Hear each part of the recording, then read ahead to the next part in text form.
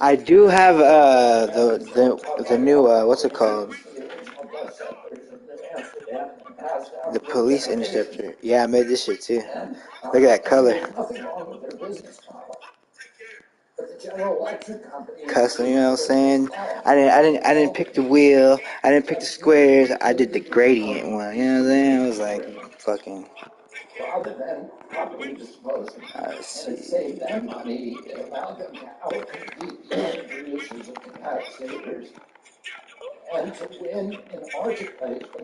Yeah. I tried inviting it the whole session, but I don't think PS4 will be on it like that over here. They're about to be pretty soon. Ski.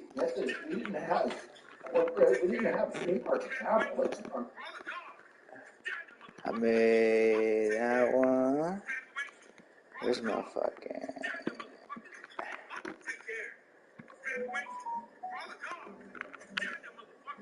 Yeah. Alright, let me just pull this out right here. Oh yeah, this is one of the new ones right here, that Impaler. Impaler LX. It's right there.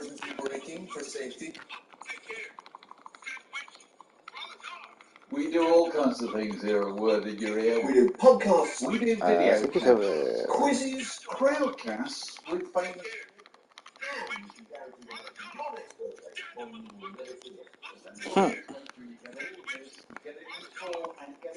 Do I gotta do that shit in front?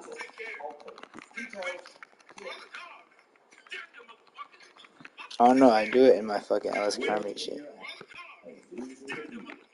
Takeover options.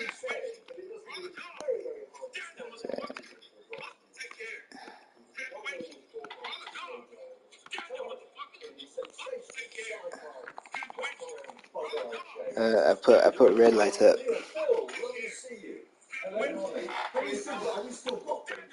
Put some purple banners up. Thanks for reminding me. At the moment, in the Rock and Roll Hall of Fame Museum in Cleveland. Oh, I love it. I keep asking for trying to remember to ask them, but I will have to make a fake copy and send it to them because they are amazing. Sheesh, this is clean. Yeah. It says Rockstar. When we came to the photo shoot for the first album, actually, funny enough, There it is. Same. there I am. And, I got on the bus. Jack moves. This sort of, I didn't go to art school. I was a pretty sort of I would have had a. hippie type person. So I got to the photo shoot, and then Anthony said, "Oh my God, what are you wearing?" I think my mum, my sweet Columbia. What, Saints Row? Had sewn a few sort of glittery things on a shirt. And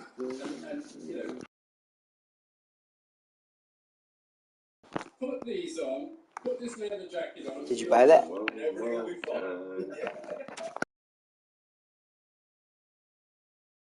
Yeah.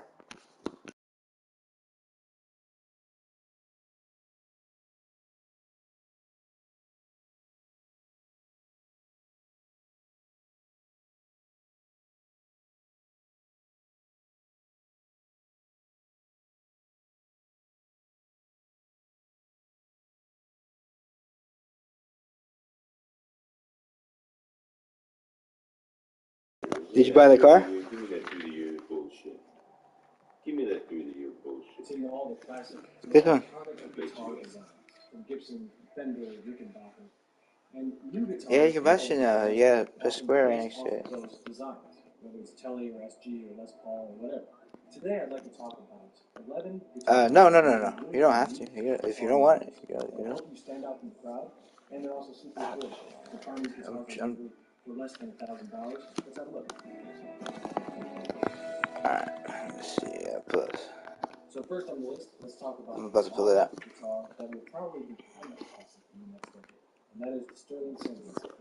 Andy Clark's Hey, whose car is that? Oh, its asymmetrical Jetson retro feature design is unique, attention grabbing, and practical.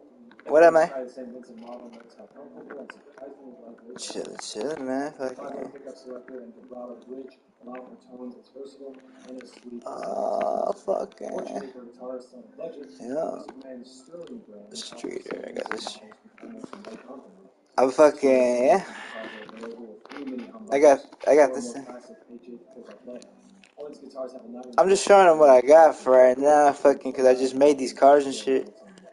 Next up on the list, Nah, I dropped them from Say Wizard. Inspired by the unsuccessful Gibson RD, which featured electronics design.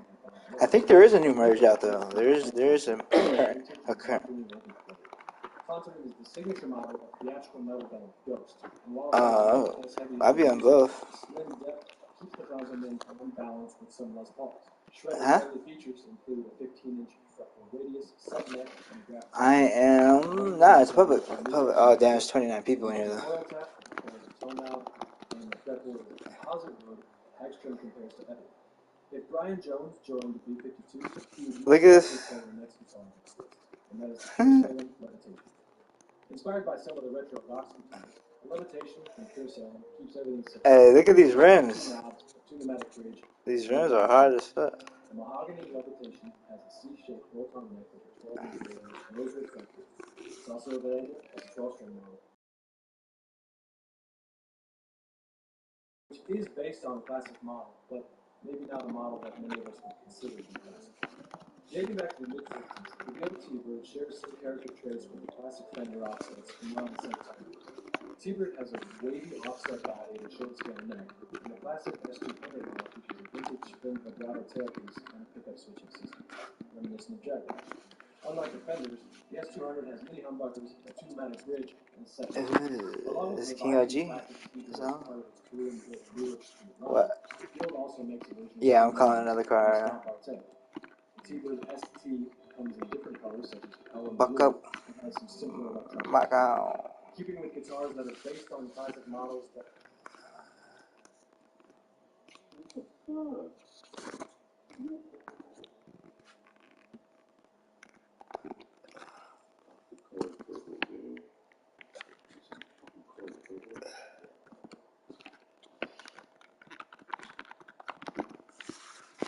Whoops.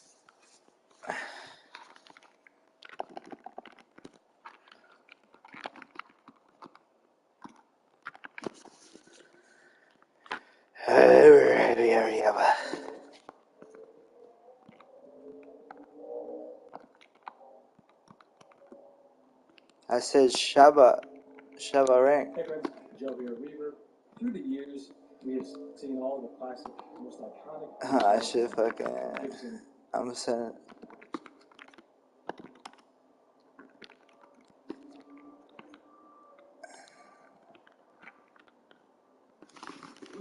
Oh no! Fender, and new guitars and old guitars are often based off of those designs, whether it's Tele or SG or Les Paul or whatever.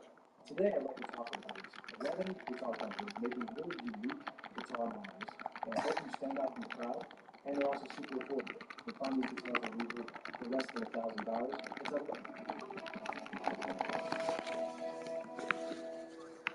So first on the list, let's talk about the modern guitar that will probably become a classic in the next decade, and that is the Sterling St. Vincent. Andy Clark's signature model for Music Man is the Sterling. Back out.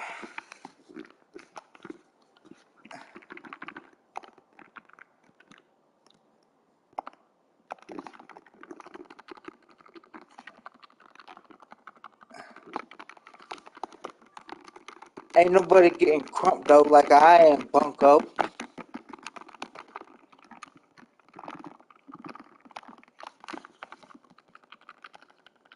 I'm about to move you with my mind. Yeah, that's what I'm doing right now.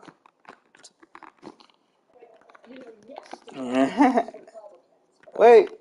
Public enemy number one, Hunter Biden, spoke out to the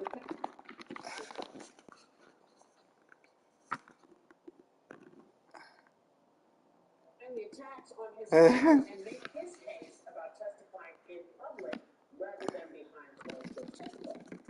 Here today,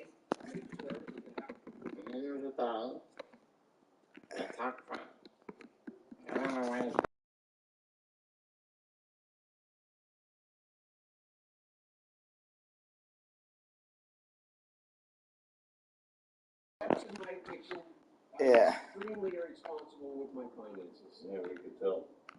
But to suggest that a grounds for impeachment inquiry is beyond the absurd. I don't know.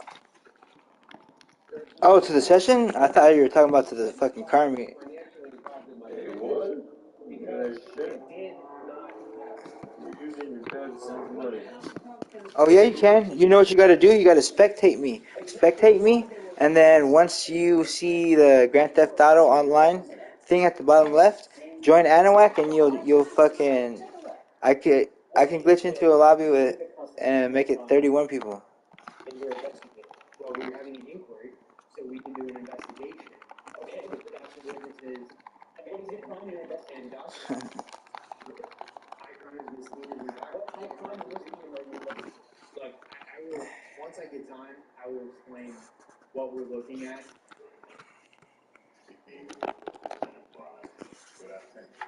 That's the Zion right there, though.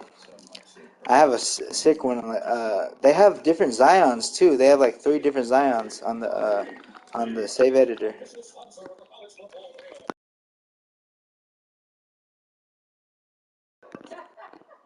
Check it. Nah, this ain't even a new car. They knew what they were going in for. Yeah. What up?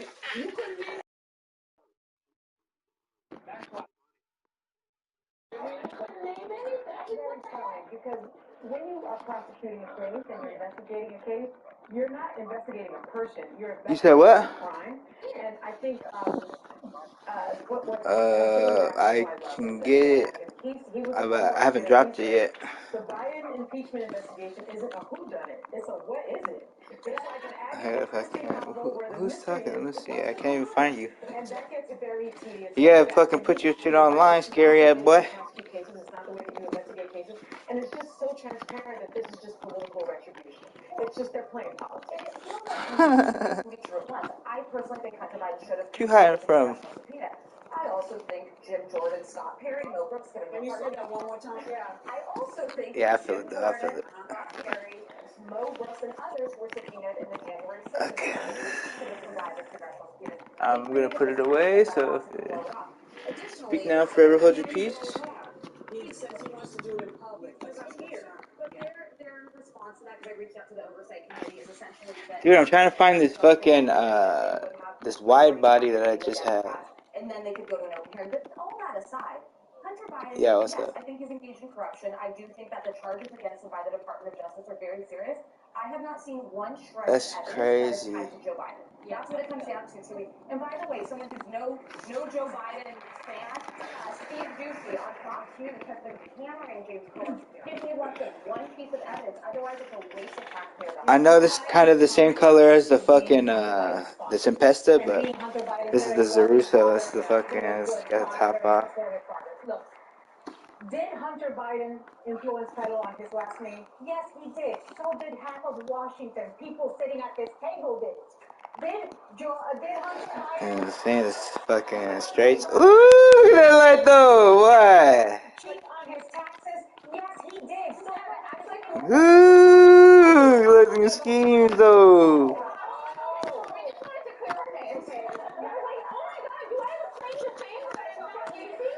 Alright, just fuck out of here. All right. Did he use his last name? Yeah, that's why I'm here. Make money did he monetize on Joe Biden's last name? Yes, he did. That's not a crime. I'm here to fucking take over the PS4 realm. Yes, he did. So he has admitted it. He paid it back. He paid it back with $600,000 penalty. 50% of Americans cheat on Crip Mac Say that again. referred to Jesus as Cub. Americans cheat on the taxes, and you know how many get prosecuted?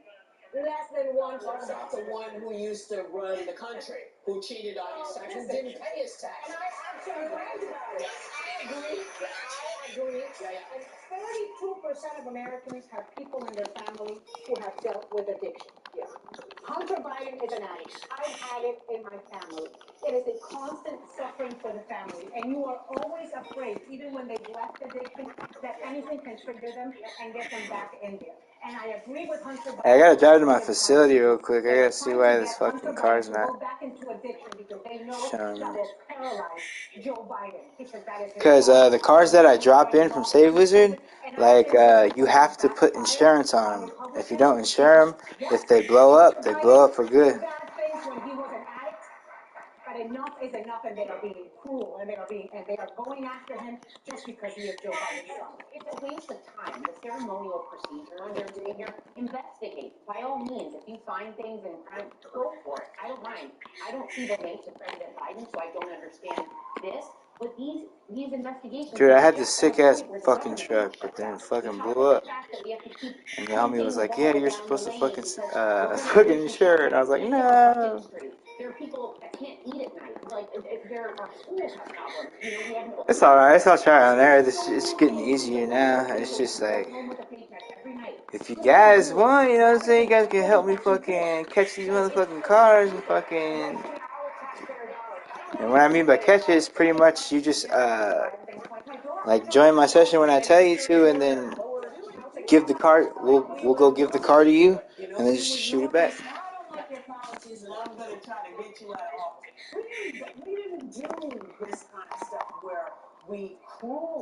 I'm going to my facility real quick to check why this car is not showing up.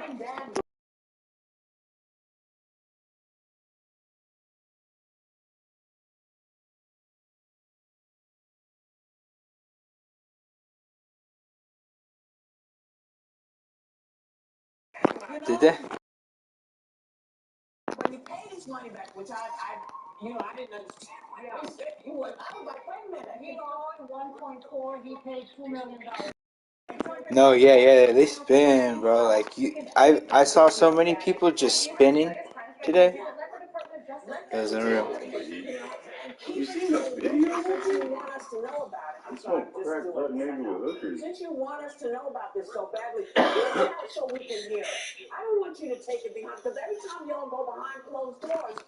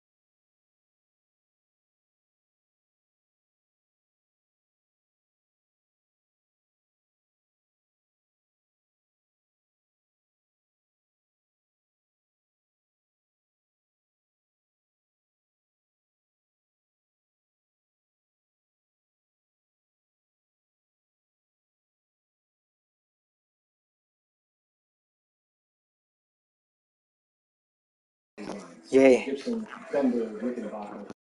Oh no, I joined it with him. Guitars are often based off of those designs, whether it's Telly or SG or Les Paul or whatever.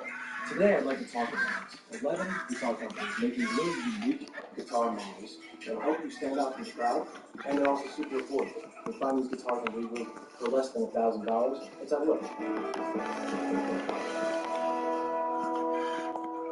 So Yeah, what's up, man? let's talk about a modern guitar that will probably become a classic in the next decade, and that is the Straight. I don't fucking. I still got a fucking.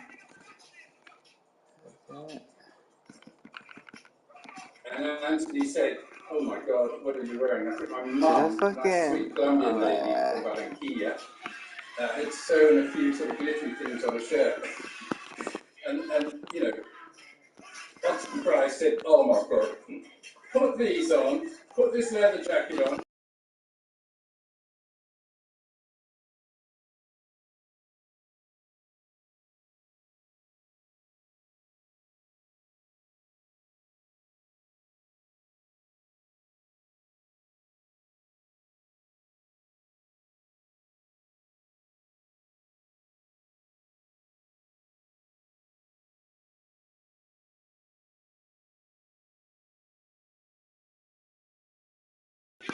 Damn, what the fuck? I guess I didn't catch that shit.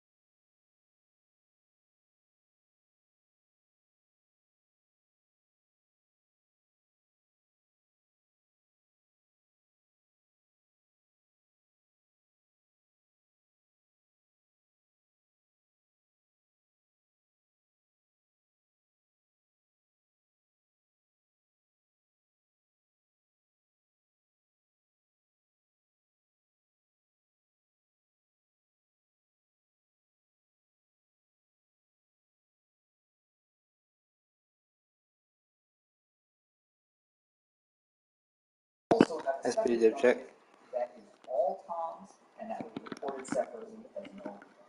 Hold up, cause I'm trying to fucking film my facility with fucking streetcars and shit. The miking was very simple. It was a kick drum mic that was a RE20. It's just me fast.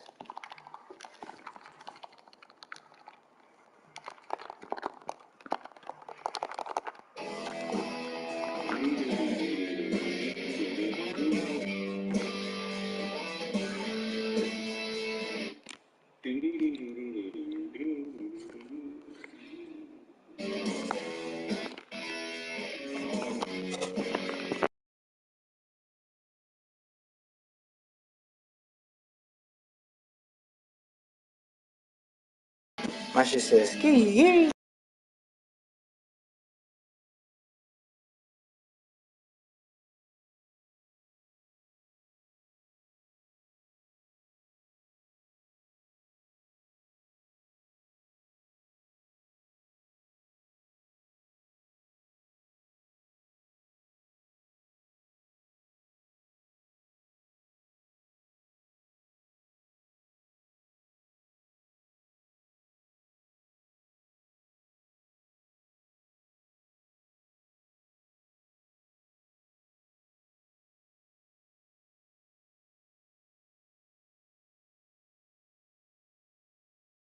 Hey, where's your facility at, King?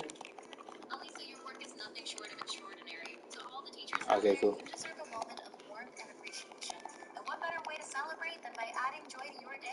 Starbucks holiday Huh? Today, let's celebrate you and all that you do.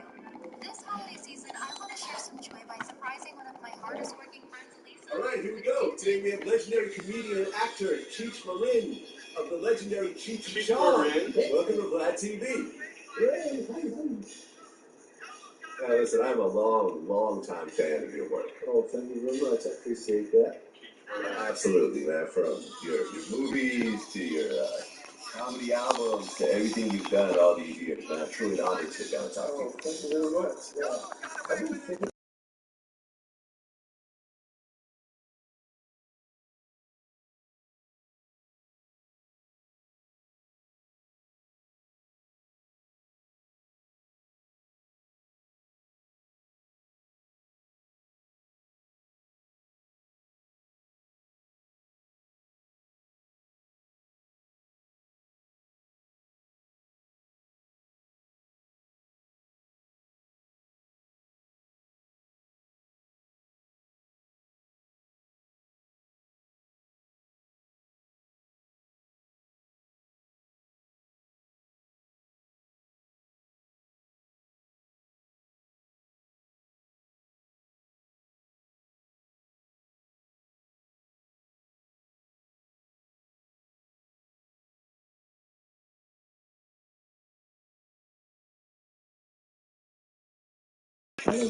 Wait a minute.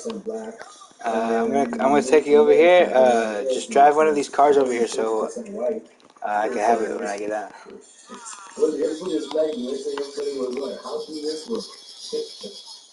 Huh? Okay, and your nickname, Cheech.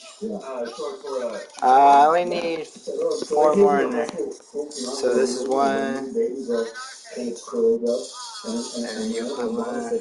Go ahead.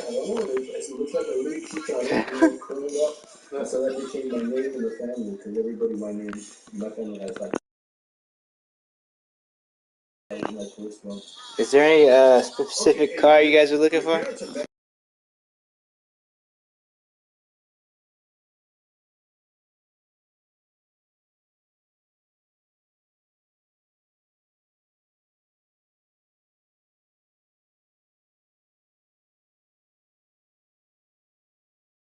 The D10? I heard Spanish very well.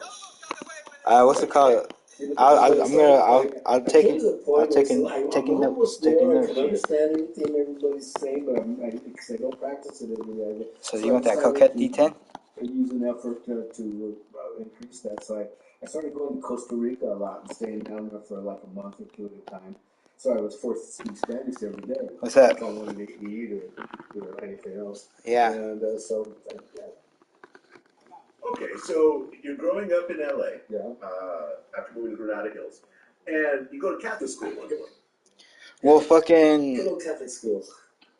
Okay. That's what I'm saying though. Like if you guys help me catch them, like you know what I'm saying, you guys can just get them for free. News to me.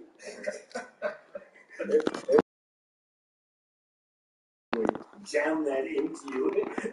I think I can't. And many members of my family are clergy. Okay, I mean, during that time, during high school, were you a relatively good kid, or were you getting in trouble and so forth? Because I have another account. I was a good kid, you know. My dad was a policeman, LAPD, and so I liked living rather than dying. So you know, I didn't do anything that would make me die. And no, it was, you know, I don't know how to explain it. It was just good. The family was good, but I learned Spanish more in my 40s than before. I understood perfectly what everybody was saying, but my speech wasn't good, so I worked on that. And now I can say. Hold up, I gotta be careful with what I'm doing here. Because I forgot I had the ones that I pulled out in a garage already. So whatever I replace in my facility, it just swaps garages. Because I came from a very funny family. Yeah, fucking if I drive this one in there and swap it out with one of my good ones, I'm gonna lose that shit. And so if you wanted to get any time at the dinner table, you had to have like a really tight 5 minutes, that you could pull I out can't at any use time. those either. Okay, so you graduated. Okay, I got this penetrator right here. I don't think you guys have seen. No, Cal State Northridge. And how was that experience like? Oh, it was great. It was, being Catholic and going just to Catholic school from the Nah, it's first pretty grade sleek. on. You're just around kind of that family, and so when you got into the wider world, wow, this is very eye opening. I've never met any God Jewish damn. people ever in my life. Because it was all black, all white. And so when I got to college, there's a lot of Jewish kids there, and we became friends very, very quickly, especially the girls, because they were only human. And so we got along really well. That was a great experience. It was a real eye opener for a wider world. I'm about to start up the engines on you.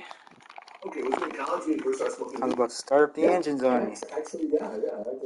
I never crossed my mind before. Actually, I think they invented weed like about 2 weeks before I did this. I came home from a party. I came home from my apartment, and there was a party going on. My other roommates were doing it. It was really smoke filled and everybody. And I said, hey, No, I was talking about ask for me. I was asked for me. I shot you in the body. What's this? It says weed. Anyhow, let's see here. Oh, okay. What do I do? Here, take a big puff and hold it in. So, like, here's the thing. I have this list of cars that I need to drop, right? Because they're already in my director mode. So what it is what I just need help with is here. Get in real quick, King OG.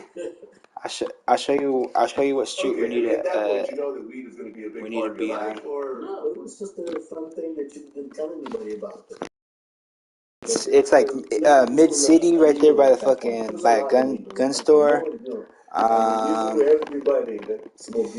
think it's called Spanish Street or something. I'll show you. Okay, yeah.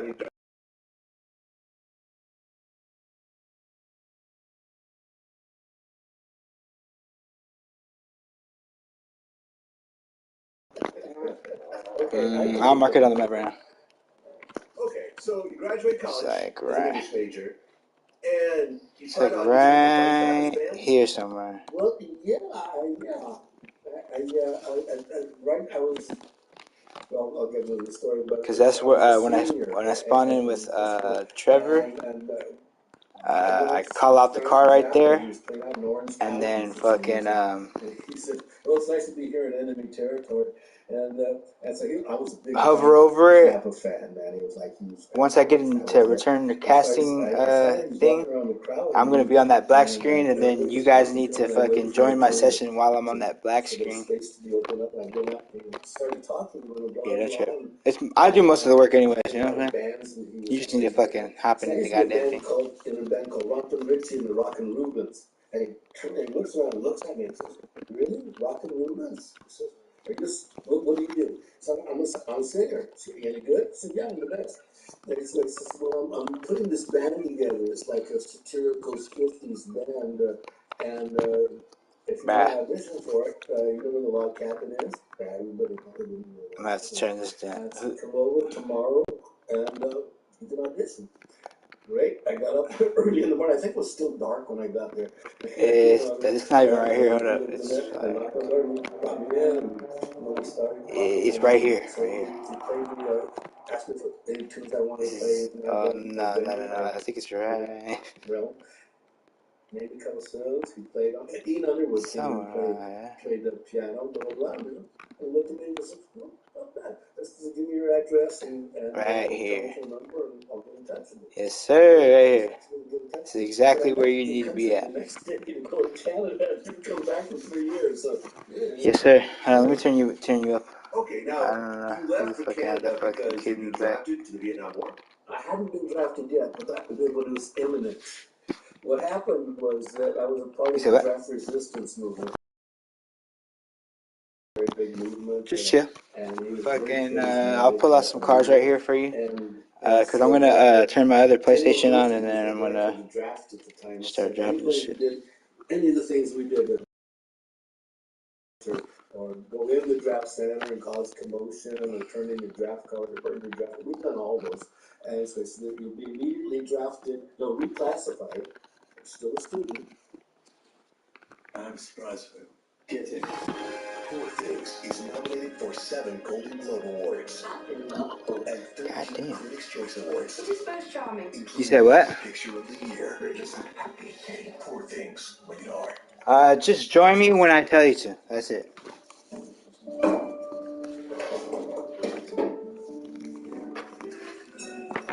Cause I'm dropping it on my other account, so I'm still gonna be on this one too.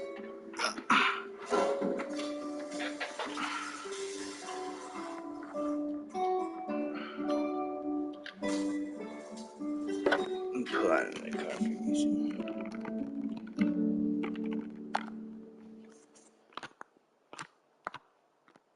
Student, go to school, reclassified, drafted, and sent to the front lines in Vietnam. That was his fix.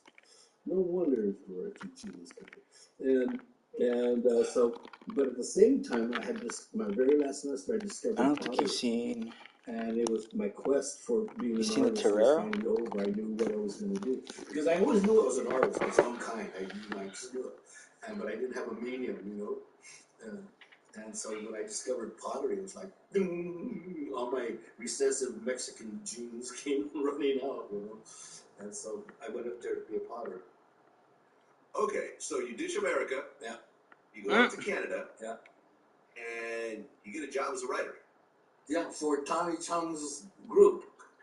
I eventually made my way to Vancouver. I started in Banff, Calgary, and then Banff, and then Vancouver. Met him, and I'd heard about this guy Tommy Chong while I was in Calgary because he was from there, and he was this famous guy that wrote a big hit song for Motown. Does Your Mama Know About Me? It was big. Everybody recorded it, and he was this cool R&B player. He was Chinese. Okay, well, that's white name. Chinese, yeah. I got to Vancouver through one way or another. I got introduced to Tommy Chong, and what he was doing, when he was on the road in Motown, he saw improv. Did you check out the Torero right here? The city, the committee, whatever was out there, and he fell in love with that. And that's what he wanted to do. So he came back to Vancouver, and he started an improv group in his family's topless bar. No. I didn't drop this one. Okay, I'm just pulling out cards so you can look at them, like, because I'm in the middle of doing this over here on the PlayStation 4. Yeah, and Richard Pryor. It was this magazine called Poppin'. Like, what's Poppin'? So it's Poppin'. It was a scene magazine in Vancouver, and so I got assigned to. I told him I was this great writer, and so I got this. My first assignment was to go interview Richard Pryor in Vancouver at the time, and it was cool. I went and saw his show, and he was just starting to really cook, because he was getting out of the straight comedians tide deal, and he was starting to cause waves, So like he said, "Well, come over to the hotel tomorrow." I'm not a big fan. I got all this stuff too, and. I said, "Well, cool." And so I went up to him the next day into his hotel, and he did the whole interview in bed. I'm gonna add you guys on my other account. He had the towel on, or the blankets around, and we started talking. It was this girl he had in the room, German, and some thing. She was just kind of sad. Did the thing, blah blah blah. That was cool. And then my next assignment was Little Richard. Wow. That was a cool one, right? He was crazy. He was crazy, but what a show. And I ran into him a bunch of times after that when I came into LA. And Richard Pryor as well. Okay, so out in Canada, you meet Tommy Chong. Yeah. How did you guys decide to actually form as a group and start doing gigs together? Well, he had this group going before I met him. And he had seen this improv groups, around in Chicago and San Francisco and LA, and decided that's what he wanted to do. So his parents Tommy always started nightclubs, so his bands. You just know I'm ready. And so he had the last one he had was this. It was in Chinatown. And it was called the Chinese Junk, and it was a kind of a nightclub. But he turned it in his absence. His parents turned the club into the Vancouver's first topless club. And so when he came back, he said, "What's the topless club?" And so I said, "What can I do with this?" He said, "We'll have topless improv." So I said, "Cool." And so then that's kind of when I met him, kind of like they'd been doing it for about 3 or 4 months. Topless girls and a couple of comedians and his friends, a tap dancer and a mind artist. So, what's Canada? That's so funny. I joined. I told him I was his great writer again, and I wrote that. Hey, how do you spell your shit? And King. believe me, it's okay to write for the group. So I started writing for the group, and they liked what I was doing. And it was great. And so then I started performing with the group, all the time. So all of a sudden, the group came to a place where it was going to break up, because they wanted to go into the mountains and get their heads together.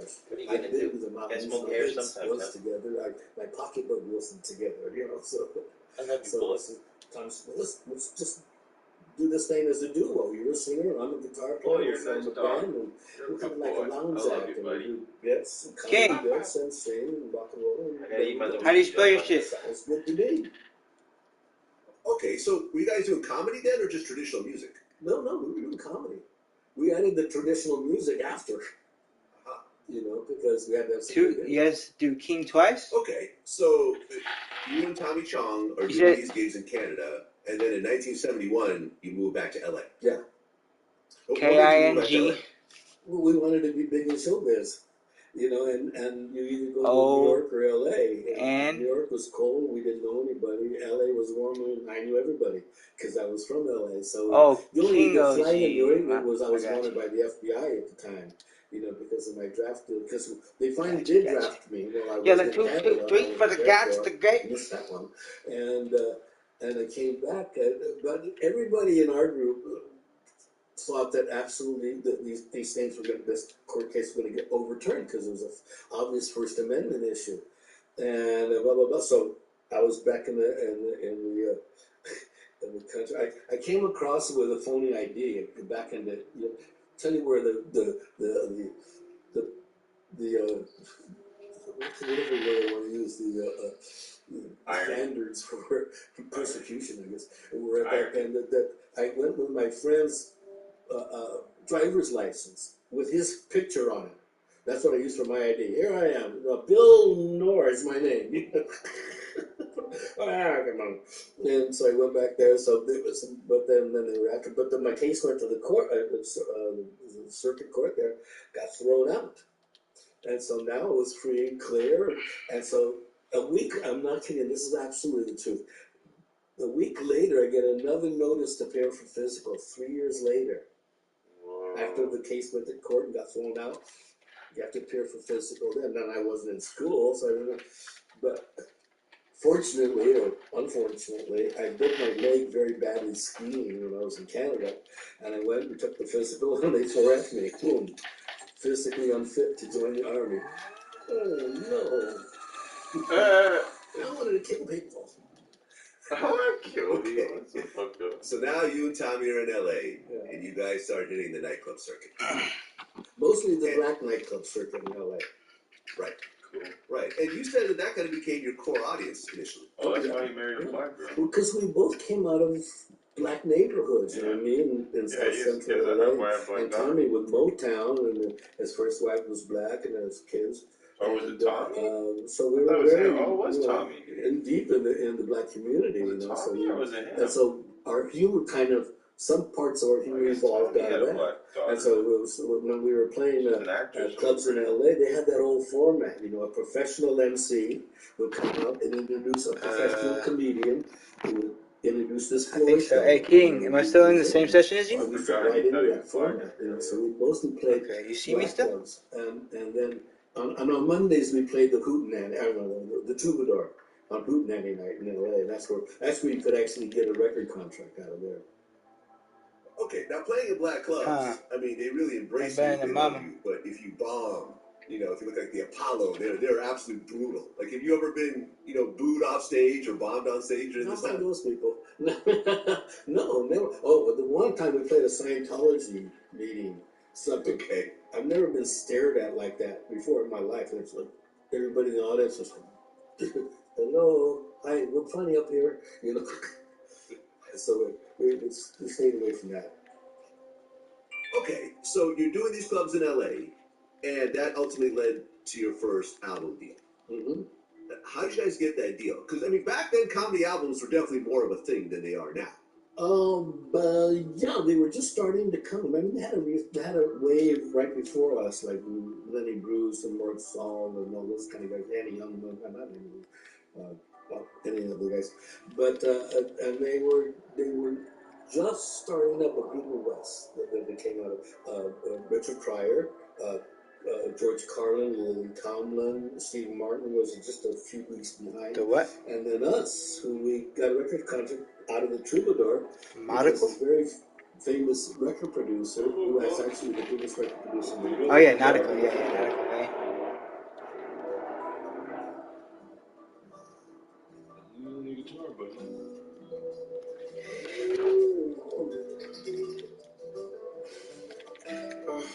Amazing.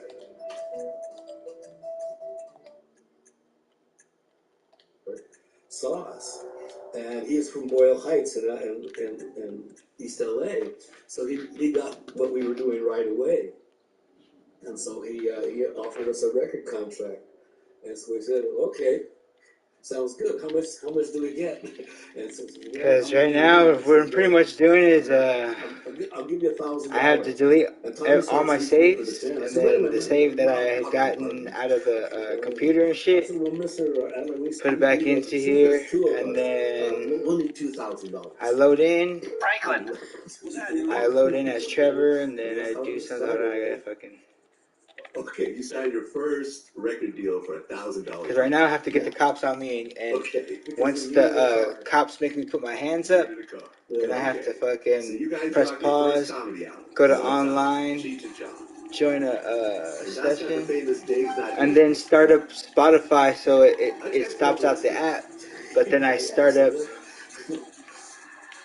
We were different than all our other contemporaries because then I start up. Consisted of a recording of their live act.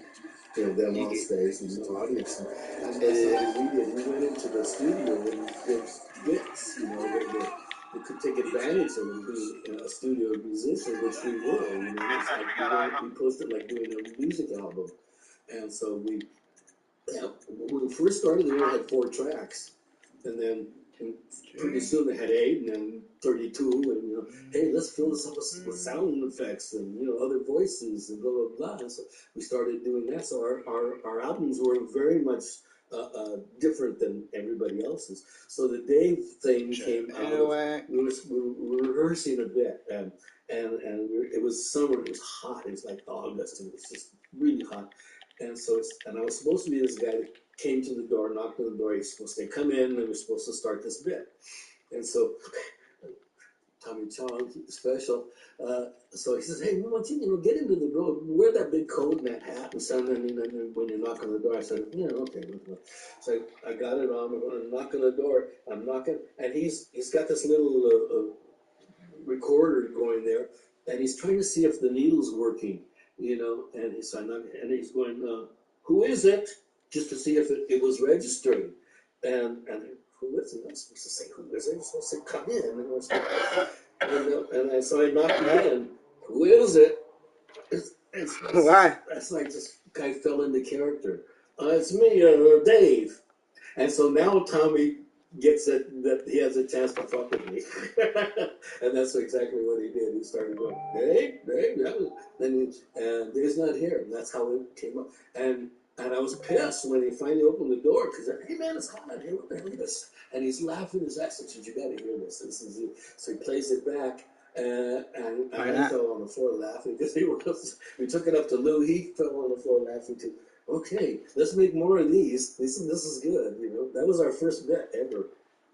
Really? Okay, yeah. It's basically you saying, you know, hey, you know, it's Dave.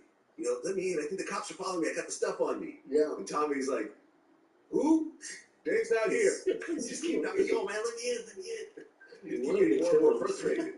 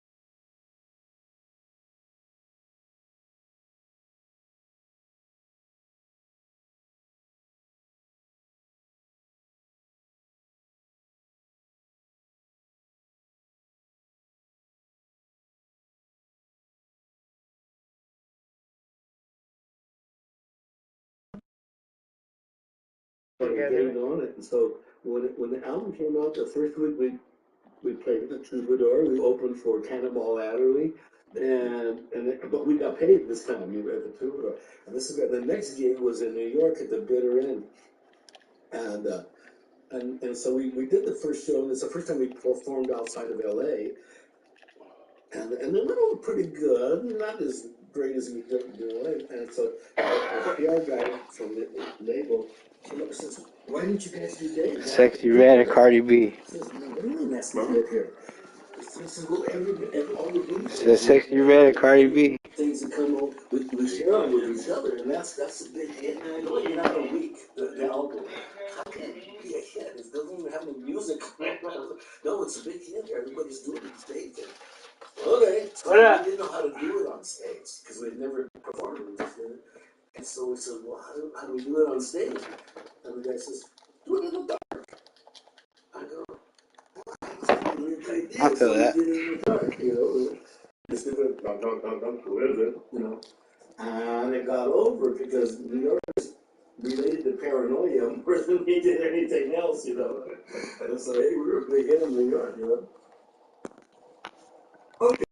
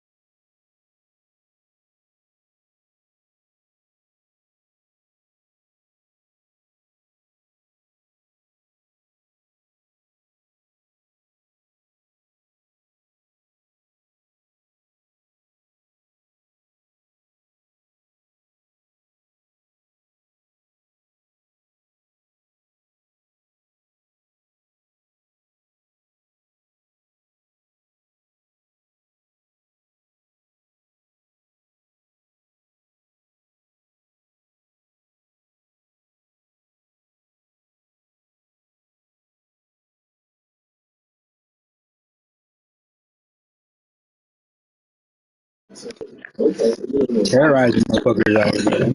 The Santa Claus could be over. And so I started to rip. I don't know if you even heard that. He started Santa Claus was over. That's the rip.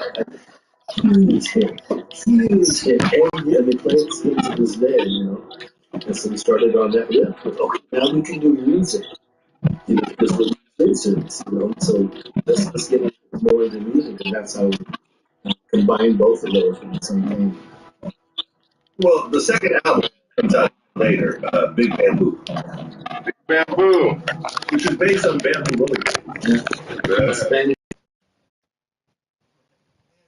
The original vinyl Came with a bamboo of this rolling album paper. had this giant rolling paper that came with it. And you could roll a joint, yeah. That was really got Chris Braun, who was who designed the album and came up with the concept. He had done sticky.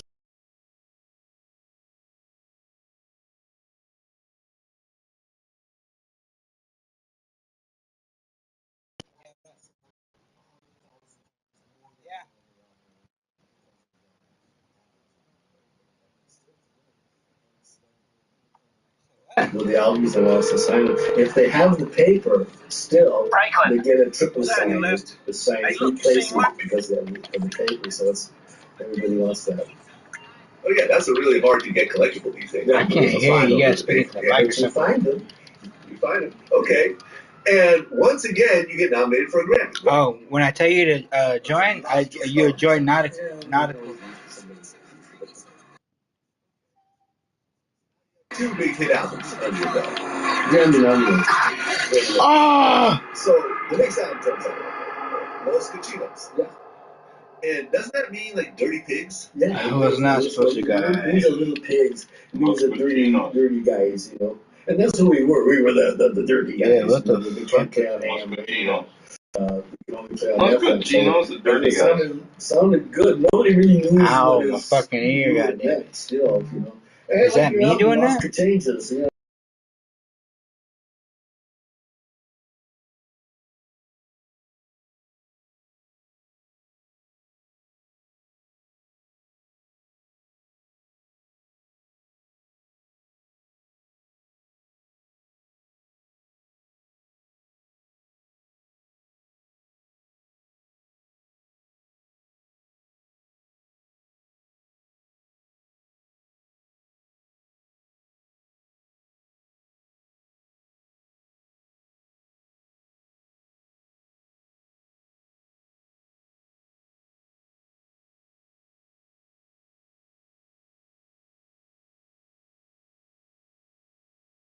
How do we see our pictures on the PlayStation 4?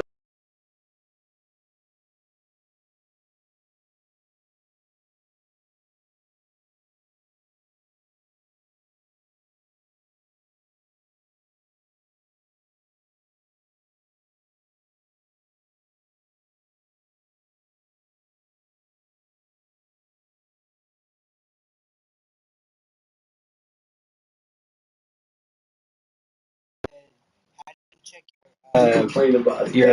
your captures on the PlayStation 4.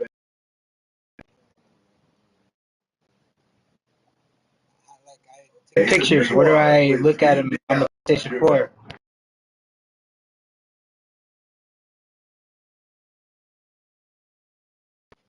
On the PlayStation 4, where do I look at my pictures that I take? That'll clue you in.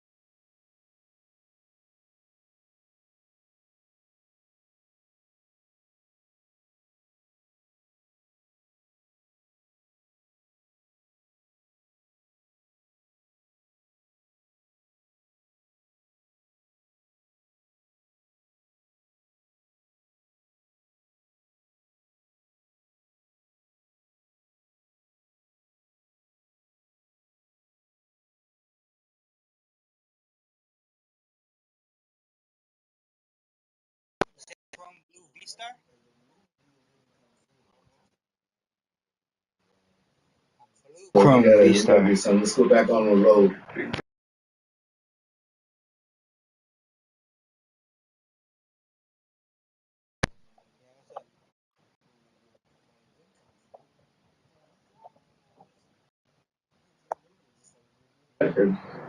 Right. So in '78, the first movie comes out. Cheech and Chong's Up in Smoke. You got a $2 million budget. Was it that much? I don't think it was that much. I think it was when we stopped filming, it was 800,000. Okay, which is a relatively small budget for that time. It's minuscule. Minuscule. Yeah. The movie comes out. The reviewers didn't really like it, but it made 104 million in the box office. Some very prominent reviewers did like it a lot. And Pauline Kael from the New Yorker was her favorite album of the year, and so everybody was yeah. And so, but yeah, have you read Pauline Kael's review? And so it was like we never really paid attention to that because we were getting our reports from the reviews from the audience every night. So. Well, right. I mean, was this the first like stoner movie? I would think. I mean, what's a marijuana? Reefer Madness was a story about the evil stoners. We weren't the evil stoners; we were the funny stoners. Now, and I guess it was. And so everybody kind of got on. It was funny because we have all kinds of different bits. I think when we added it up at the end, maybe 5% of our material had anything to do with marijuana. Through all the albums and stuff, but well, I mean, this pretty much set up a new genre. I mean, that's still running to this day. I mean, if you look at all the kind of weed stoner movies that have come out.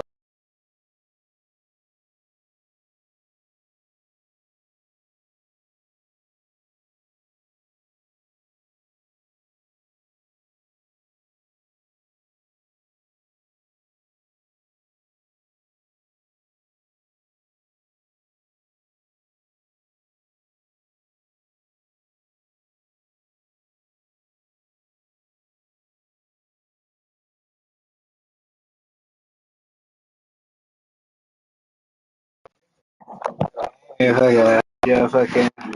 Oh my god. So suddenly, What the your fuck face is out open there, and shit, you guys man? are now Hollywood stars. Yeah. Because of the record.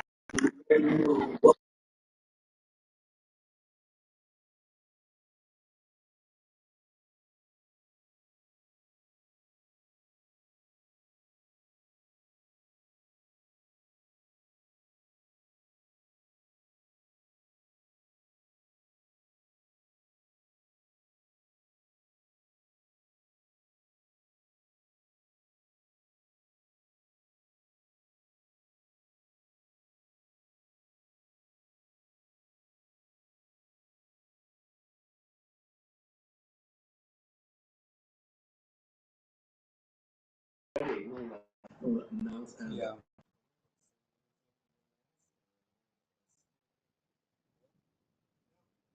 After that movie came out, you started getting offers to do solo acting gigs, right? Yeah. Not a bunch, but some. Okay, and you turned them down because you didn't want to separate from Tommy. Yeah, we had a good thing going. It was a comedy troupe, and I didn't want and it was two guys, and I mean, we were a classic comedy team, just like Abbott and Costello, or Laurel and Hardy, or any of those guys, and so Yeah. Go ahead. You can. I gotta fucking. I don't know if I wanted to go back to records again. We were on this path. Because timing it's all timing with this shit. I gotta fucking do this shit fast. Unique. But I gotta keep deleting the save. At the point, we got And then the loading point back where in. we were both very strong personalities, and we got the point that we're like, I'm a stronger personality than you. Delete saves. And we decided to take a little break. Because when you everything I'm doing right now, I just deleted all the shit, and then whatever's on my USB, now I'm copying it to the system. Tommy always Bam, copy. in So all I'm the groups circling and I'm going to the Grand Theft Auto, start this shit up. The groups, the bands, or whatever those things are, because then he brought them and found the studio or the clubs to work in, blah blah blah. But he Because wasn't as soon as you load it in as Trevor, you gotta fucking press pause, turn off the autosave, switch to free aim, and then back out, and then use the little character selector wheel to go to Franklin. And once you go to Franklin, fucking, I'll get there right now. He's the director and the writer, and I guess I say the funny lines. And so I said, well, I write as much as you do, I direct probably even more than you do. But it was a way to keep the thing together. But he started pushing that animal. And so, so we kind of separated for a little while. He was living in France with his wife and kids, and I think he lived there for like. I'd be fucking up by pressing my home menu when I load in, because I want to send somebody something, but like I'm like, oh fuck, it kind of prolongs the process of loading in. So. And then after that, he just like, I don't want you to write anymore. Okay, I'll do the writing and you do the making faces, I guess. Okay, well, Cheech and Chong's next movie, was that the one with the pendejo skit? Yeah, it was. Right. Where it was like, you're like, hey, call those people a pendejo. Like, what does that mean? Oh, it means a very good friend. The Mexican's like, hey, pendejos. It's called pendejos. Okay, and this movie became a hit also. It made $42 million at the box office. It was a great movie. Now the sophomore jinx is over. You guys have 2 hit movies. You guys are actual movie stars. Yeah, we're actually a well-known worldwide comedy team at this time. It was going really good until it wasn't. We've been together for a long time, and I think both of us needed a break. At that point. Right, because in '81 you had the Nice Dreams movie. Yeah. Whenever you get the chick that's bending over, blowing the kiss at you, that's usually when you're about to get sucked into Trevor. Things Are Tough All Over movie. $7 million budget and made $21 million. Yeah. And this movie, I mean, it did well, but it didn't do as well as the other ones. Yeah. I think you'll find that true with any actor or any group or anybody that goes in the movies, Some do better, some do worse. They don't just keep. I'm in as Trevor, go to settings, saving a startup, turn off autosave, controls, free aim, blam, Michael. Franklin.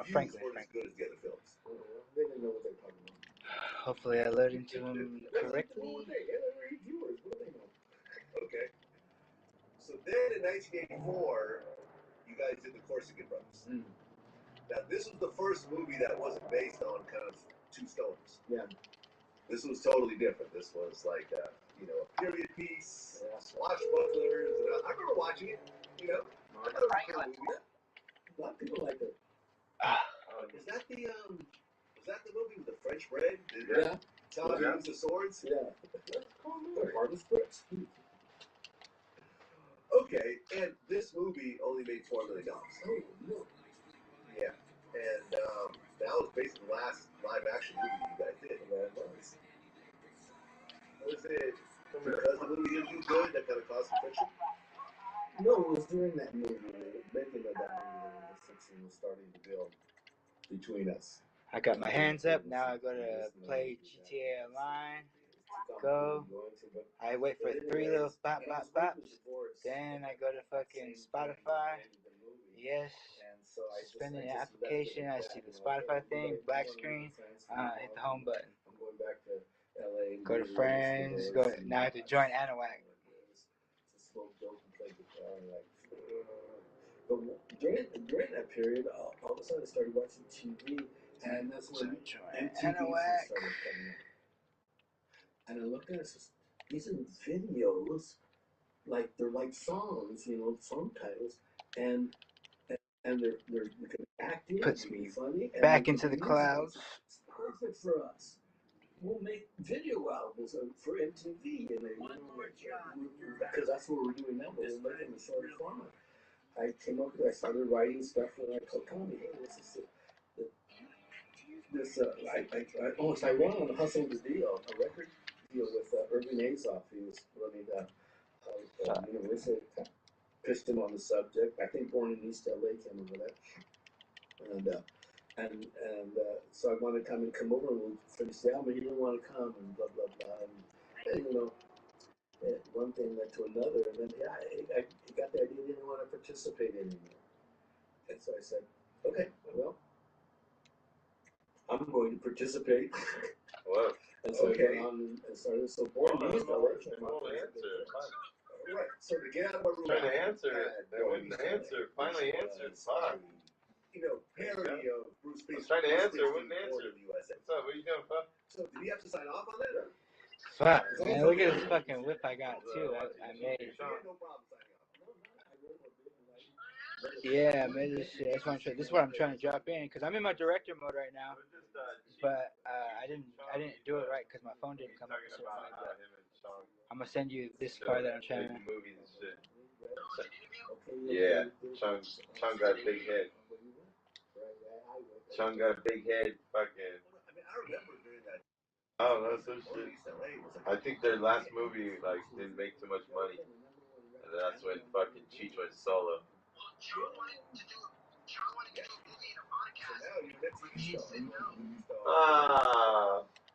We're right these days.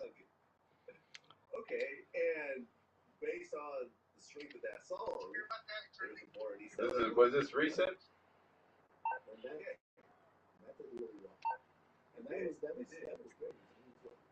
But did you hear fucking one time fucking I made this one too. Sean said fucking I don't really like the color on it though. I could change the color on it for sure. The Mexican brown weed, so get that Cheech weed. If you want that good weed, get that Chong weed. Let's see you try to bag on Chong, bro. They always bag on each other, bro. I could put anything on the plates too. Those motherfuckers are funny, bro. They still together, I guess. I guess they're still together. Weren't they supposed to make another movie? Nah, he's white and Asian. Like Chinese and Asian. That's why his name is Chong. Chong is Chinese.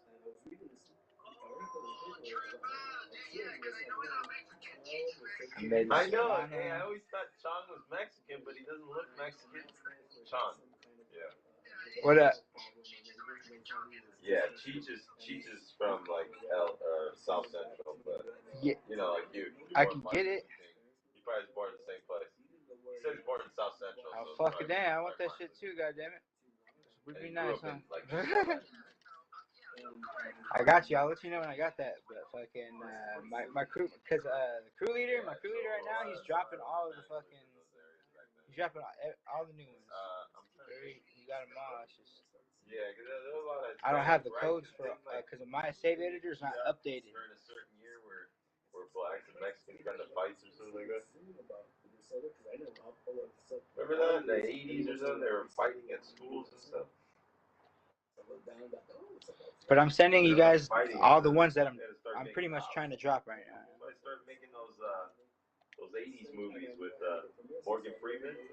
Remember? With a Free Mr. Willie, or what was that guy's name? Free Mr. Something. Remember that movie? Remember that movie? I got the Police Interceptor. Remember that principal, remember? That was a real story, though. That's crazy. You know what movie? You remember that movie I'm talking about? Where he came with a bat? It's like a crazy you know what I'm saying? principal. And he takes over a school in like a ghetto.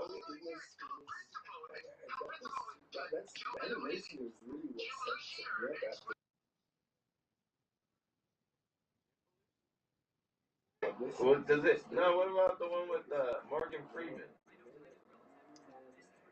Free Mr. Something. Free Mr. Something. No, I had Morgan Freeman in it. I don't know about Jim Belushi. Jim Belushi? Police Interceptor. Jim Belushi.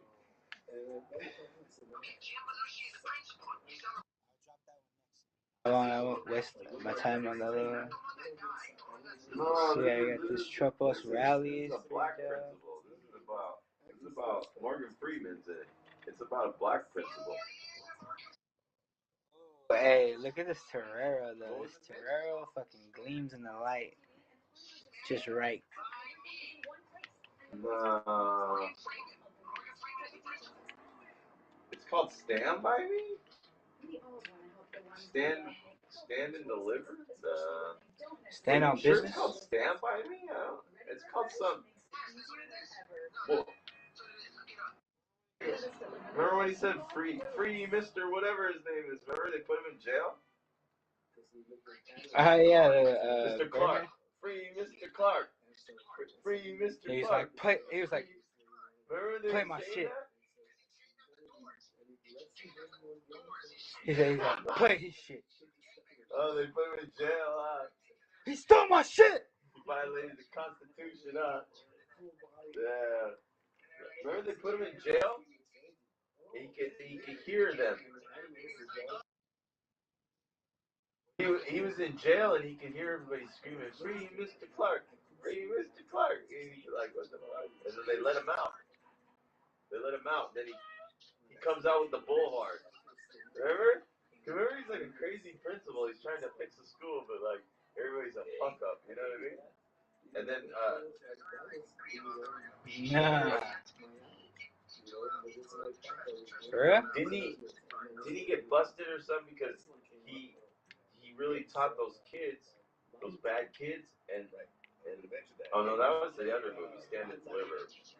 That's Stand and Deliver where the kids did better and they thought they were cheating, and their kids really weren't cheating. Edward James Olmos? Is that movie? I get those movies confused. Okay. And Free Mr. Clark. Free Mr. Clark. Free Mr. Clark. Remember? That was a good movie. That was a good movie, huh? Okay. That's a true story? But that was like in Philadelphia or Baltimore. Check this one out though. This one's like a fucking like it's right there, nothing you see every day, but it's also got a dope ass livery, like a hidden livery on it. Straight up, bro. Where you at, Vegas? Henderson? Where you at, bro? And it was the first one coming out at. Yeah. You gotta get your medicine. And 15 million albums. For cream and milk? Cream and milk? How come are you going to Walmart? Why don't you go to Walmart? Yeah, what's that, man? Oh, or the Walgreens, huh? Yeah, Walgreens has a lot of shit. That's where I get my medicine.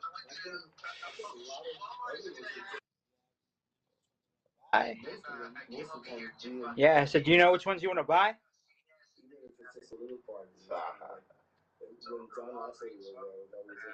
How much is gas in Las Vegas? You said what? Yes. Fuck, man.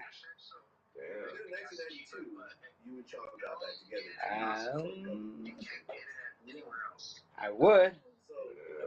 It's just fucking. I got my HDMI switched over right now. So it's 35 cents more over here, 435, 440. How come it's more over here? What's up? The tax and all that shit. Yeah.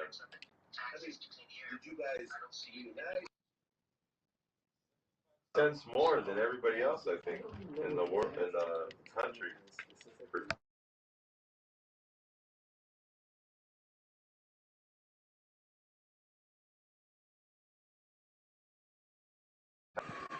Cross your fingers Is our water clean? that I get it this time, and I can give you guys the interceptor at least, the police interceptor.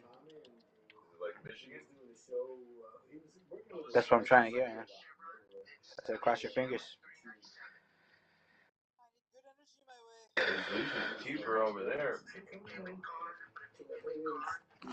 410. I just feel like if the vibes are right, like, time would go good.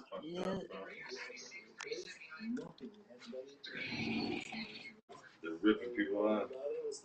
Fucking, they're price gouging people up. Pulling up in that latest.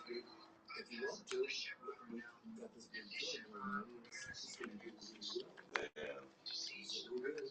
That's crazy, man. Fucking, I wonder who does all this fucking price gouging.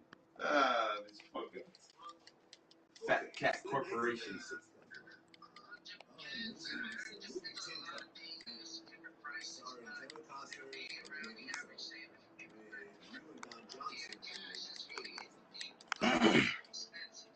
This movie made like 76 million bucks.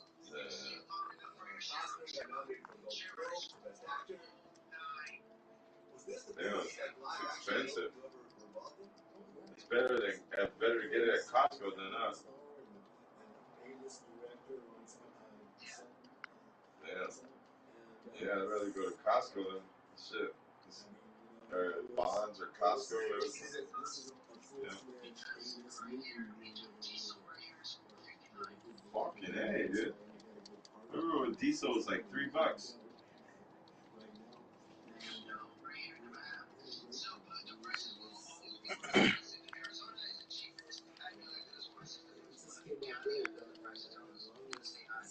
Yeah, I know. Like New York and California. 435. Probably 445. Yeah. That's what I say. We got pay to breathe, bro.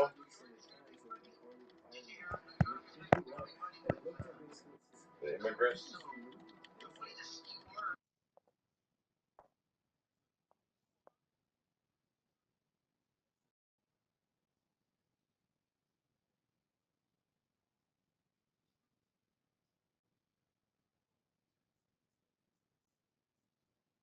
So they're trying to make it so where people won't have cars and shit. It's fucked up.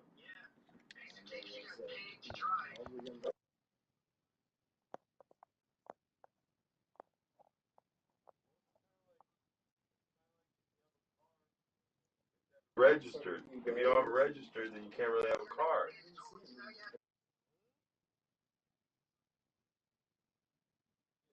You just own a car, but you're not driving it. You have to have it registered, or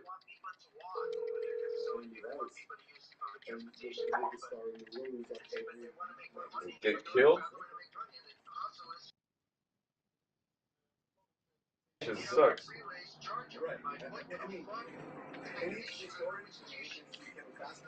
Public transportation sucks ball sack. Can't get anywhere with public transportation. It takes too long, you know? I try to take public transportation, it doesn't work. I gotta use medical transportation, but that's too hard. It's better than public transportation though. Public transportation doesn't work, you know?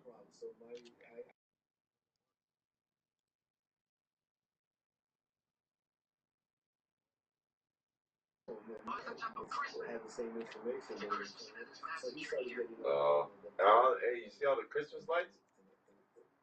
Yeah, fuck them Christmas lights, blood. Christmas lights, but bitching up. If you're on mushrooms or stoned, the Christmas lights are cool. They look cool as fuck. Shit. They look cool to me. That's fucked up. That's why I don't fuck with them devilish things. Yeah, fucking trying to figure out what I need. Oh, I have a pizza. God. I need to eat something. I'm hungry. Fucking.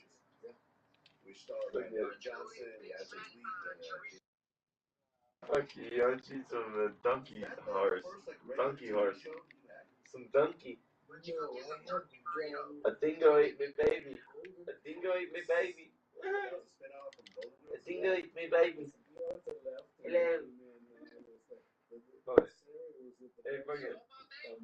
What's up? Yeah, but not yesterday. I gotta go to the doctor tomorrow. Doctor sending me back at me. Doctor sending me back at me. Ah, gotta go doctor. Doctor tomorrow. Dr. Seuss. Dr. Seuss. What time do you get off work?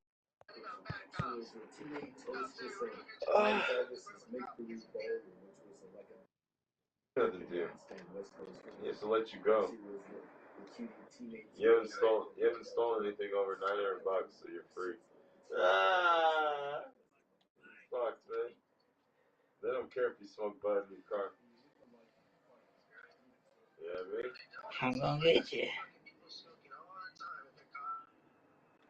I always see, I know. Every time I see some, they're always like laughing, blazing a ball. Yeah. It's like an inside joke. Everybody's like, yeah. You always see like an old lady fucking blazing out like an old school fucking silver pipe and shit. It's fucking funny, bro. You at? Old Vegas or New Vegas? Are you in by the Riviera? Alright, folks. Call me later. Was the money better on TV than movies? If you stayed long enough, yeah. But if you're a big movie star, hang on. Right. Like, Which you prefer? TV or movies? and I'm trying to figure out. Hang on. There we go. I got it. There you go. Later. You like acoustic guitar?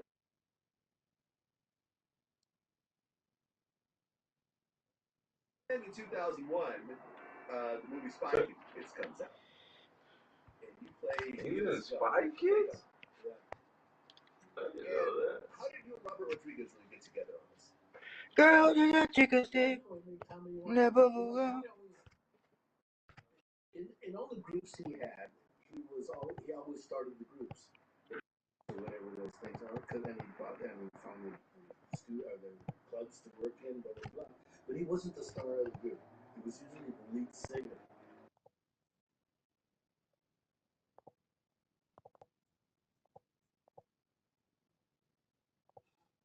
And so he wanted to have his name on that, whatever he did next. And so then he kept, he wanted to be known as the director and the writer, and I guess I... What you doing, bud? You trying to get stoned over there?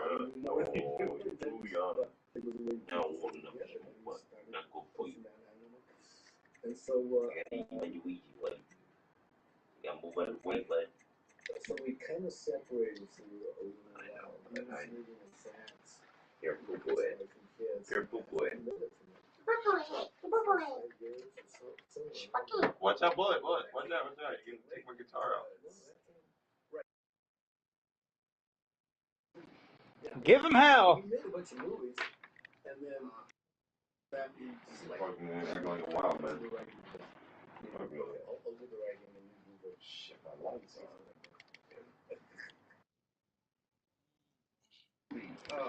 I'm gonna change the MTU setting real quick. Maybe that'll help.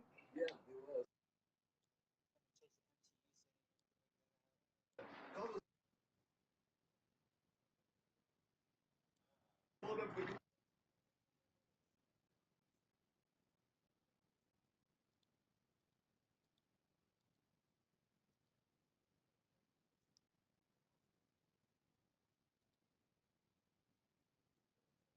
Now the sophomore jinx is over. You guys have two hit movies. Actual movie stars. A well-known worldwide comedy team at this point. It was going really good until it wasn't really. Together for a long time. Yeah. I think both of us needed a break.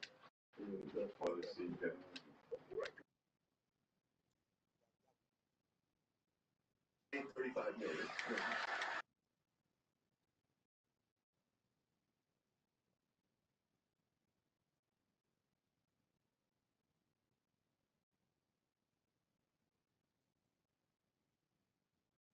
This movie, I mean, it did well, but it didn't do as well as the others. Maybe less and less money. True with any actor or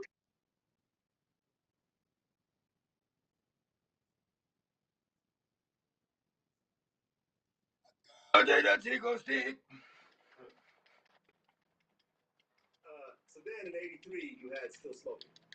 Still smoking. That made $15 million. But the reviews weren't as good as the other films. That to $2 million or $4 million. They made $4 million the last Then one. in 1980, guys did The Corsican Brothers. That's the worst. This was the first movie that wasn't based on kind of They made too much money. swashbucklers. And I remember watching it. You know, I thought it was a cool movie. Yeah. A lot of people liked it. I like Was it. that the movie with the French bread? Yeah. Tommy used the swords. Yeah. Their hardest bread. In the end, Okay, and this movie only made $4 million. Oh, I'm your pushing man. yeah. And that was based on the last live action movie you guys did. Was it because the movie didn't do good that kind of caused some friction? On a No, it was during that movie, the making of that movie, the friction was starting to build between us. Hey, let's do this now, do that, and it's too complicated to go into. But anyways, and I was going through a divorce at that same time when we ended the movie, and so I just left it at that. You know, okay, you want to live in France for a little while? Well, I'm going back to LA to deal with this divorce, and I suspect coming up here is to smoke dope. What about him? But then, during that period, all of a sudden I started watching TV, and that's when I got family MTV over there, got it. started coming out. And I looked at Oh, these Lord. videos, they're like songs, you know, song titles, and they can be acting, and they can be funny, and they can be musical. It's perfect for us. We make video albums for MTV, and you know, because that's what we're doing now, but we're making a shorter format. Started writing stuff, and I told Tommy, hey, I ran on a Hustle the Deal, a record deal with Irving Azoff. He was running Universal, pushed him on the subject. I think Born in East LA came into that. And so I wanted to come over and finish the album. He didn't want to come, and blah, blah, blah. And you know, and one thing led to another, and I got that he didn't want to participate anymore. And so I said, okay, well, I'm going to participate. And so Okay. I went on and started. So Born in East LA came on, and it was a big hit. All right. So the Get Out of My Room album had Born in East LA, which was a parody of Bruce Springsteen's Born in the USA. So did he have to sign off on that, or? As long as you Okay. get money. Yeah. Okay, so he had no problem signing off. No, not I wrote Same it, thing. Roy Bittan was his piano player, was one of my best friends. And didn't help me anyway, but I went right to. I got a feeling about this time, I tell you what. And blah, blah, blah. And he read it. Okay to us to go do it. Away we went. Right away I went, anyways. Well, I mean, I remember during that time on MTV. Whoa, riding in my car. And I'm listening to the radio. So now you're a TV star as well as a movie star. I listen to Saturday. What about it? Okay, and based on the strength of that song, there's a Born in East LA movie. Yeah. And that did really well. And that was great. It was a huge hit. And you were actually the director of that film. Writer and director, yeah. Writer and director. Riding And I mean, I remember watching it. It's basically, I remember the plot was that you were this Mexican guy and you immigration, and since you don't have your papers on you, they assume that you're like an illegal alien, so they ship you back to Mexico. And the rest of the movie is you trying to get back in the USA. Yeah. It was based off a true story. I was reading the newspaper. I was writing the very last bits for this video that I wanted us to do, you know, and I needed one more song or one more bit. I was reading my morning paper, drinking coffee, and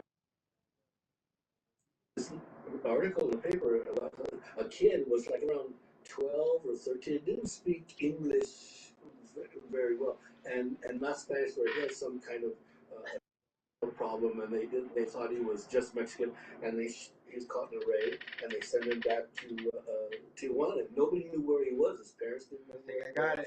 He didn't know where he was. Walking around in Tijuana without any clue for over a month. What the And fuck? they finally, reconciled and came back. And I started singing that. Springsteen's record was playing at the same time on the radio, and I said, and I started singing, one of these guys. I started cracking myself up, Where are these? That's it. What Springsteen was singing about in this other, because I never, all I knew was every once in a while he sang Born in the USA. So I went down and got, it's about Vietnam and the returning soldiers. Perfect. So wrote the song, and I knew I had to get permission, so I wrote him a letter to the friends that I knew. And he said, okay, and then away we went. Okay, so now you had a whole bunch of movies with Chong, and now you have a solo movie that was a hit. Yeah. So now you're getting into your own solo career. Yeah. Doing some voiceovers for some animated films. I think was the first one. What was it? Oliver and Company. Yeah, Oliver and Company. You only Tito the Chihuahua. Tito the Chihuahua. How? It was.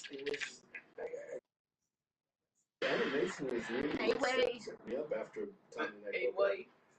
Animation, I got called in to audition for this movie as a voice, and I went in and did it, and I had never done that before. And I didn't do very good. I was like, okay, so just finding my way through what you're supposed to, what level, blah, blah, blah.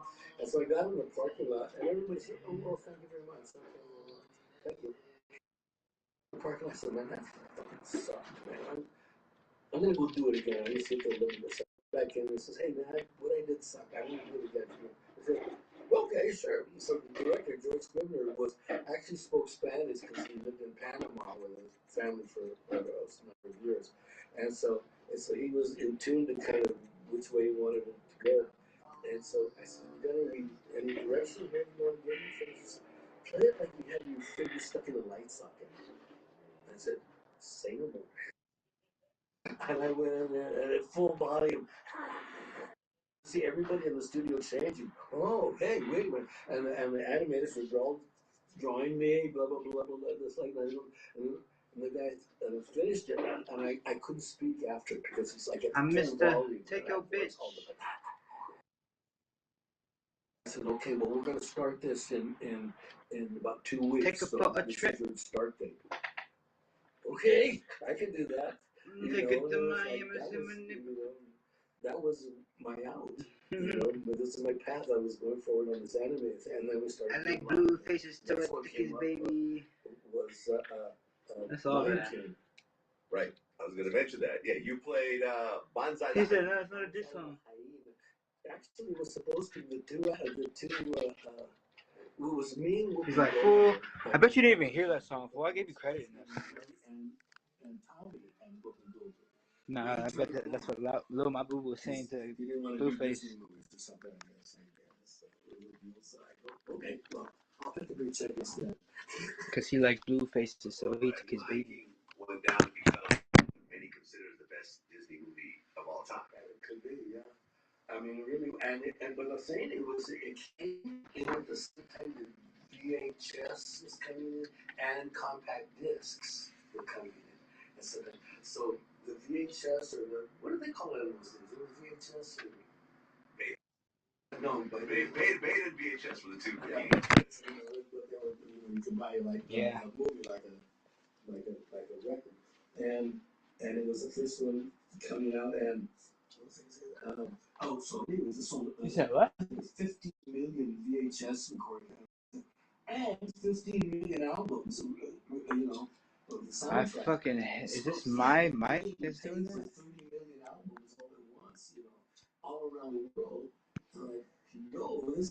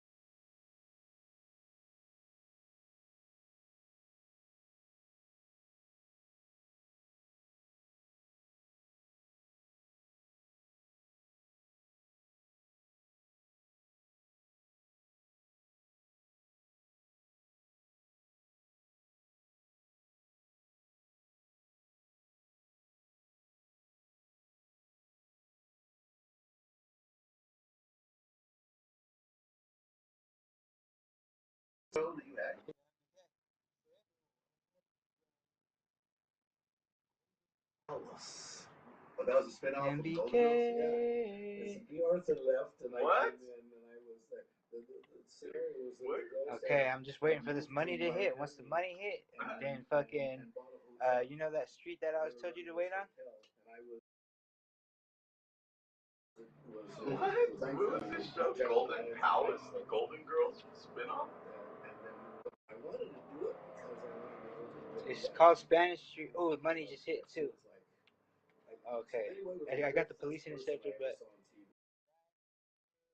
by the. She was the teenage hostess of Al Jarvis's Make Believe.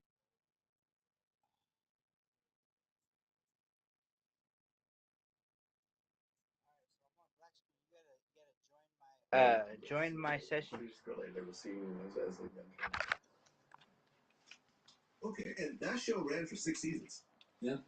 Oh, not Golden Palace, but No, I'm talking about Nash Bridges. oh, Nash Bridges, yeah, 6. Yeah, Nash Bridges ran for 6 seasons. So it was like a hit TV show. We were in the top 25, the top 20. No, not Nautical Vein.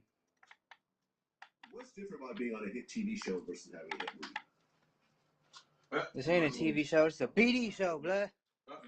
The difference is more people see one episode of Nash Bridges than the top 10 movies put together a week. Wow. Okay. That's the difference. That's what you have to be in free. Okay. Was the money better on TV than movies? If you stayed long enough, yeah. But if you're a big movie star, big movie stars get paid a lot. Right. Which do you prefer, TV or movies? Doesn't matter. Yeah, as long as it's making money. Everything has a Sometimes like TV is really good. acoustic guitar, electric guitar. Modern Family, fuck, those motherfuckers I make see what you mean. millions. Except for Okay, so then in 2001, the movie Spy Kids comes out. And you play Felix Gump, the fake uncle. Yeah. And how did you and Robert Rodriguez really get together on this? Well, who? I'd heard about Robert, because he was coming up to the festival circuit. He had this movie that he made called Mariachi. And he made it when he was still a student at the University of Texas. And he made it for Just try it again. $7,000. Did you join up on the pause menu, or did you join up on my home screen? Go to the home screen and try to join me. And I met up with him at some event, and he was trying to get together his first movie, Desperado. And I want you to be in this movie. Okay. Yeah, I just loaded in. I see the cars, yeah. He got the money to make the movie, and I was in Desperado. I'll send you a friend request. I mean, and then I started invite. One after the other. Right, because then in 2003, you were Once Upon a Time in Mexico, a.k.a. Desperado 2. Yeah. With Johnny Depp. Johnny Depp. Yes. Johnny Depp. What the fuck is your name? And of course, Antonio Banderas. Yeah, I did. That guy. Some other actor. He had a minor role in that. Yeah. I hate not using the controller. I mean, what is it about Robert Rodriguez that really sets him apart? Because I feel like he's one of these really standout directors. How can I not invite you right now? He writes and directs and operates the camera at the same time. I don't know anybody that does that these days. He operates the camera. And so he has a method to talk to you while he's looking through the lens. Okay, give me this kind of face, and he's zooming in towards you, and he's talking to you. I said, okay, Jordan, look over to the right. I want you to get inside of it, though. Because then fucking it'd be attached to you. He knew my rhythm because he grew up as a Cheech and Chong fan from a little kid. And I think I've done 8 movies or something like that with him. Yep. Wow. Yeah, you're his go-to guy. Hey, yo. Who's King Verde? So that same year that Desperado 2 comes out, 2003, you and Tommy Chung Fuck, fucking it up. and then Tommy Chung gets raided by the feds. Like I said, this car fucking blows up. It was a setup. It was a scam. by the government, because they were. I can't remember the guy who was attorney general at the time. He had this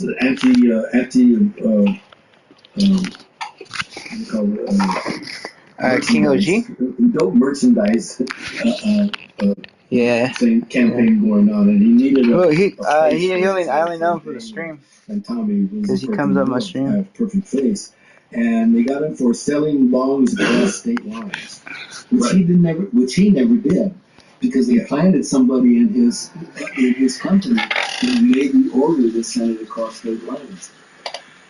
Right. I mean, I remember seeing a documentary about this. So I guess it was actually his son's company. Yeah, it was his son's primarily. And yeah, someone placed an order for some bongs across state lines, and they didn't ship the order. Just sat there for months, and they kept calling, and someone finally said, "All right, screw it, we'll just ship the order." And then that was enough for them to bust them. Yeah. So suddenly there's this huge FBI raid, and it's not like these guys were selling bricks.